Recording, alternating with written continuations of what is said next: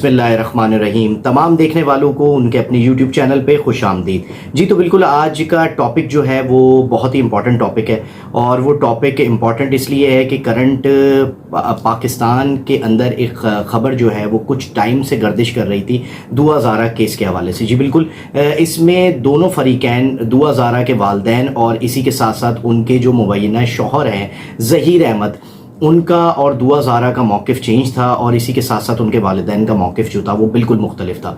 जी बिल्कुल, दुआ ज़ारा और उनके शौहर ज़हीर अहमद का मौक़िफ़ ये था कि उन्होंने पसंद की शादी की है जिसको दुआ ज़ारा के वालिदैन कबूल करने के लिए तैयार नहीं है। इसी के साथ साथ अगर बात की जाए दुआ ज़ारा के वालिदैन की, तो उनके वालिदैन जो थे वो बेसिकली उनका ये कहना था कि उनकी बच्ची को जो है वो अगवा किया गया है, और उनकी बच्ची की एज जो है वो पाकिस्तानी कानून के हिसाब से 18 साल नहीं है। तो बिल्कुल ये शादी जो है उनके हिसाब से ये जायज़ नहीं हो सकती। दोस्तों मैं आपको बताता चलूँ, इस वक्त जब ये आप वीडियो देख रहे हैं, दुआ ज़ारा जो है इस वक्त बाजियाब हो चुकी है, और इसी के साथ साथ ज़हीर और उनका गैंग जो है वो फ़रार हो चुका है।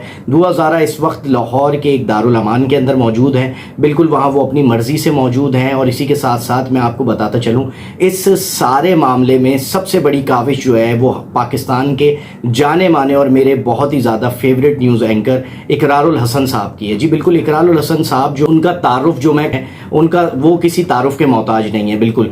और इसी के साथ साथ इकरारुल हसन साहब के बारे में मैं आपको बताता चलूँ कि पाकिस्तान में कई सारे इस तरीके के मसाइल हैं जिनमें बहुत सारे लोग जो हैं वो बैकफुट पे चले जाते हैं, लेकिन इकरार साहब ने हमेशा से आगे बढ़ के लोगों का साथ दिया है, और लोगों के लिए फलाह बहबूद का काम वो वक्तन बवक्तन करते रहते हैं।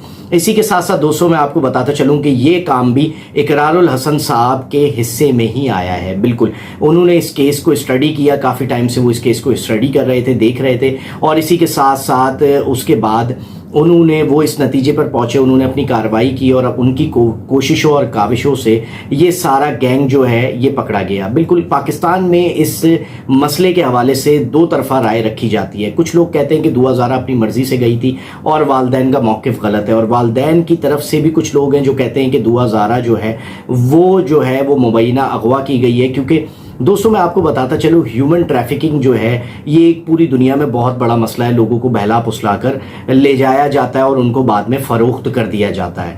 जी तो बिल्कुल, ये सारा पॉइंट ऑफ व्यू जो था, मौक़िफ़ तो जो था, हर देखने और सुनने वाले का अपना मौक़िफ़ होता है, और हमारे मुल्क में भी इसी तरीके से बिल्कुल है। हर इंसान का अपना मौक़िफ़ है, अपना सोचने का, समझने का नज़रिया है। इस स्टोरी को आप लोग किस हिसाब से देखते हैं, कैसे देखते हैं, ये आप लोगों को बेहतर पता होगा। बिल्कुल, तो बेसिकली आज का एक टॉपिक था, और उस टॉपिक के हवाले से मुझे लगता था कि मुझे भी वीडियो करनी चाहिए, और उन लोगों को जिन लोगों को इस केस के बारे में नहीं पता और इस वक्त तक ये नहीं पता, और वो ये सोचते हैं कि दुआ ज़ारा जो है वो इस वक्त तक ज़हीर अहमद साहब के साथ मौजूद हैं, लेकिन दुआ ज़ारा जो है वो लाहौर के एक दारुल अमान में मुंतकिल कर दी गई हैं। बिल्कुल, या वहाँ वो अपनी मर्ज़ी से गई हैं, और इसी के साथ साथ दुआ ज़ारा के वालिदैन जो हैं उनका भी मौक़िफ़ थोड़ी ही देर में सामने आ जाएगा। दोस्तों मज़ीद वीडियोज़ के साथ आपके पास हाजिर होते रहेंगे, तब तक के लिए आप सब लोगों से इजाज़त चाहूँगा। अल्लाह हाफ़िज़।